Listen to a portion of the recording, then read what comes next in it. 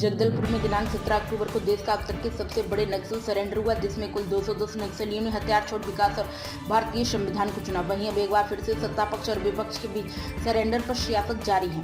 आज जहां एक और बीजेपी सरेंडर को सरकार और सुरक्षा बल की बड़ी सफलता बता रही, तो वहीं कांग्रेस इस सरेंडर को सरकार और नक्सलियों के बीच की डील बता रही है।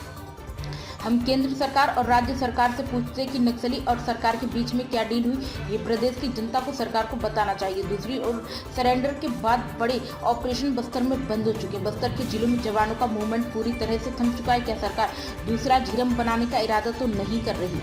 पीसीसी चीफ द्वारा नक्सलियों और सरकार की गुप्त वार्ता होने के लगाए आरोप को पूर्व मंत्री अजय चंद्राकर ने सिरे से नकारते हुए कहा कि कोई गोपनीय वार्ता नहीं हुई नक्सलियों से। बीजेपी का स्टैंड नक्सलियों को लेकर सही है। केंद्रीय गृह मंत्री ने डेडलाइन तय कर दी है। कांग्रेस के कारण छत्तीसगढ़ में नक्सली आए, देश में नक्सल आंदोलन पसरा के कांग्रेस शासन कर रही थी कि जेल बेच रही थी। कांग्रेस का नक्सलियों से कोई तो कनेक्शन है। 5 साल सत्ता में कांग्रेस रही, मगर झीरम के लिए कुछ नहीं किया। अब झीरम पार्ट 2 की आशंका जता रहे हैं। लेकिन भारतीय जनता पार्टी और सरकार से हमारा सवाल है कि जिस तरह से ये सरेंडर चल रही है और इस सरेंडर में क्या गोपनीय शांति वार्ता हुई है और इस शांति वार्ता में सरकार और नक्सलियों के बीच में क्या डील हुआ है, यह प्रदेश की जनता को, सरकार को बताना चाहिए। वो इसलिए कि जब 210 नक्सली जगदलपुर में सरेंडर करते हैं, मुख्यमंत्री, दोनों उप मुख्यमंत्री जगदलपुर पहुंच भी जाते हैं सरेंडर कराने, लेकिन 1.5 घंटे तक जगदलपुर के दंतेश्वरी एयरपोर्ट में वो एक कमरे में बंद करके चर्चा करते हैं और जहां सरेंडर होती है वो सरेंडर स्थल भी नहीं जाते हैं। वो जबकि सरेंडर पुलिस प्रशासन के अधिकारी करा रहे हैं, जबकि सरेंडर के वक्त मुख्यमंत्री और पूरी सरकार जगदलपुर में मौजूद थी। क्यों सरेंडर स्थल में नहीं गई सरकार? मुख्यमंत्री, दोनों उप मुख्यमंत्री क्यों नहीं गए? सबसे बड़ा सवाल।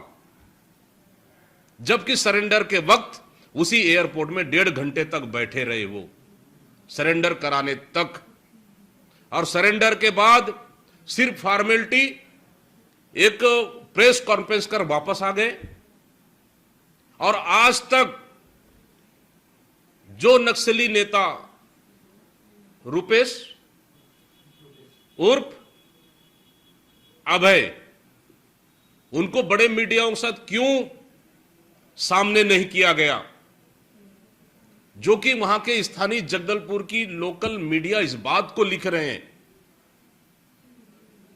इसलिए हम कह रहे हैं सरकार से कि नक्सलियों और सरकार के बीच में क्या डील हुई, यह प्रदेश की जनता को, सरकार को बताना चाहिए, नंबर 1। नंबर 2, और इसके बाद पूरी बड़े ऑपरेशन बस्तर में बंद हो चुकी है। क्यों?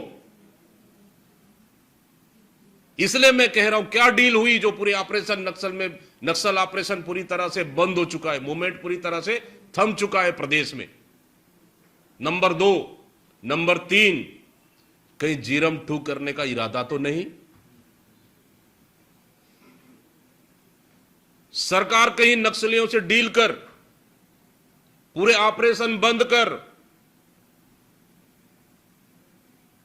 कहीं झीरम 2 करने का इरादा तो नहीं है क्या? यह हमारा सबसे बड़ा सवाल है। प्रदेश की जनता को, सरकार को बताना चाहिए, जो सच्चाई अभी तक छुपाते आ रही है। गृह मंत्री का क्या संबंध है? गुपचुप वीडियो कॉल और अन्य माध्यमों से बात हो रही है जो मुख्यमंत्री को भी नहीं पता क्या बात हो रही है। इस पे सरकार को, पूरे प्रदेश की जनता को बताना चाहिए।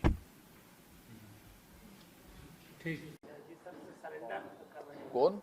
दीपक भाई सर 3 सवाल उन्होंने उठाए हैं।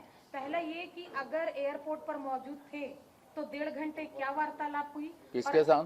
वहाँ दोनों डिप्टी सीएम और सीएम, और नक्सलियों के साथ ऐसी कौन सी गोपनीय वार्ता हुई है प्रदेश के सामने रखनी चाहिए, ऐसा कह रहे हैं। कोई गोपनीय वार्ता नहीं, कोई कुछ नहीं, प्रदेश की हित की बात है। और नक्सलियों की जहां तक बात है तो भारतीय जनता पार्टी का स्टैंड बिल्कुल सही है और स्पष्ट है। सरकार का स्टैंड बिल्कुल स्पष्ट है। माननीय मुख्यमंत्री से लेके माननीय गृह मंत्री से लेके माननीय प्रधानमंत्री जी ने एक डेडलाइन घोषित कर दी है 31 मार्च 2026 और इससे स्पष्ट नीति नहीं हो सकती। जो प्रश्न उठा रहे हैं उनको भी शासन करने का मौका मिला। ये वही लोग जिम्मेदार हैं जिनके कारण नक्सली छत्तीसगढ़ आए या हिंदुस्तान में आए। कांग्रेस को यह बताना चाहिए कि 80 के दशक में उनके किन असफलताओं के कारण नक्सली छत्तीसगढ़ या अन्य इलाकों में आए। देश में ये पसरा कैसे आंदोलन, क्या कर रहे थे? शासन कर रहे थे कि तेल बेच रहे थे? सर झीरम 2 करने का प्लान तो नहीं है, ये भी उन्होंने कहा है। आरोप कोई लगाए सीधे तो मैं बात करूं, आशंका व्यक्त करेंगे तो मैं आशंका कुछ भी व्यक्त कर दूंगा। उसमें क्या है? यदि मछली पकड़ते हुए राहुल गांधी डूब जाते तो क्या होता? ये तो आशंका है, तो आशंका का कोई उत्तर थोड़ी होता। क्या लगता है आपको कि मंशा नक्सल जो शांति वार्ता है, इस मुद्दे पर कांग्रेस की क्या मंशा है? क्या इस समस्या को समाप्त होते हुए नहीं देखना चाहती है, इसे बुलाना चाहिए? कांग्रेस का नक्सलियों के साथ कोई संबंध है ऐसा मुझे लगता है, क्योंकि 5 साल सत्ता में रहने के बाद भी झीरम के लिए कुछ भी नहीं किया कांग्रेस के शासन ने। अब झीरम 2 की आशंका जता रहे हैं। 5 साल जब सत्ता में थी तो झीरम के कितने अपराधियों को पकड़ पाई, वो कितने नक्सलियों को? कौन जिम्मेदार है?